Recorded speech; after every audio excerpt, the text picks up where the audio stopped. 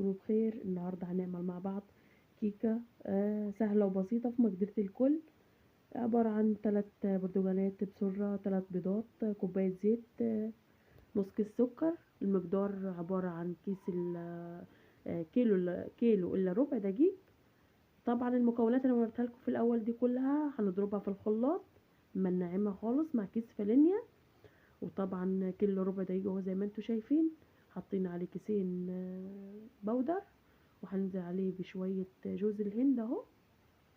مكونات سهله وبسيطه في مقدره الكل ومش فيها تكلفه خالص، من غير لبن ولا اي حاجه. طبعا هنعمل برتقال بقشره عادي، مش هتخافي منه. كان طعمه تحفه خالص وهتجربوه، مش فيه مراره ولا اي حاجه، وجميل خالص. وهوريكم الخليط دلوقتي بعد ما ضربناه في الخلاط اهو زي ما انتم شايفين. الزيت على البيض على البرتقان على شويه السكر على كيس الفانيليا كله في الخلاط. نحتاجت منك بتحط لها شويه ميه عادي خالص، مش لازم لبن. وكانت تحفه وهشه، وهتشوفوها في اخر الفيديو هتشوفوها معانا. كانت تحفه والله، جربوها مش هتندموا. اهو هنقلب الخليط كويس زي ما انتم شايفين، وسهله وهشه وخفيفه وهتعجبكم. الولاد حبوها خالص.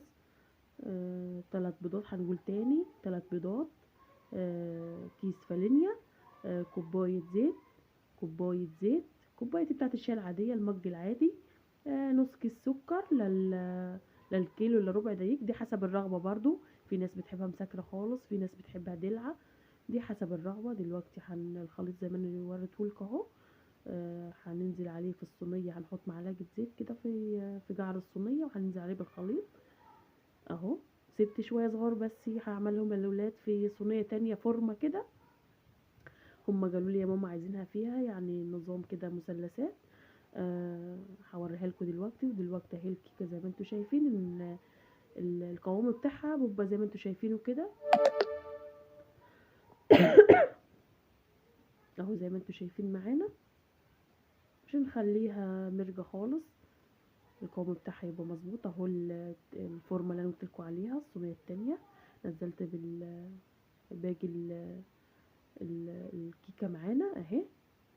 العجينه بتاعتها كانت تحفه خالص اهي، وهتعجبكم ان شاء الله. اهي دلوقتي كنا حطيناها في الفرن. طبعا بتحطيها في الفرن النار بتاعتها هاديه خالص هاديه خالص، من فوق ومن تحت كده. وبتسيبيها نص ساعه، مش هتفتحي عليها الا بعد نص ساعه، بس اهم حاجه تبقى موطيه النار خالص. كانت تحفه معانا والله يا جماعه، ومكونات سهله وبسيطه ومقدره الكل. غني وفقير يقدر يعملها، مش بنصعب الامور على الناس. عارفين الظروف صعبة، وديت في مقدرة الكل والكل يقدر يعملها. مكونات بسيطة وفي البيت وعادي، برتقال ولا خدنا لبن ولا خدنا أي حاجة. وكانت طعمها كويس خالص والله وتحفة. وطبعا أنا هوريها لكم دلوقتي، هقطعها معاكم وأوريها لكم القوام بتاعها والسمك بتاعها من جوه. يا رب تعجبكم اهي زي ما انتم شايفين. شوفوا مع السكينة وانا بقطعها اسفنجية جدا جدا، وكانت تحفة والله العظيم. كانت جميلة، جربوها مش هتندموا. اهم حاجة تحطوها في نص الفرن على الشبكة، والنار من تحت ومن فوق تبقى النار بتاعتها هادية خالص، وتسيبيها نص ساعة مش تفتحي عليها. شوفوا اهي، انا بوريها لكم السوا بتاعها مظبوط اهو. كانت اسفنجية خالص اهي، وتحفة تحفة تحفة. يا رب تعجبكم، تجربوها وتعجبكم بإذن الله، واجعلها بألف هنا.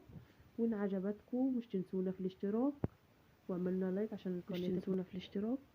وهو دلوقتي عملنا عصير فراولة على موز، وقدمنا معاها الكيكة اهي. يا رب تعجبكم، مش تنسونا في الاشتراك يا جماعة، ومع ألف سلامة.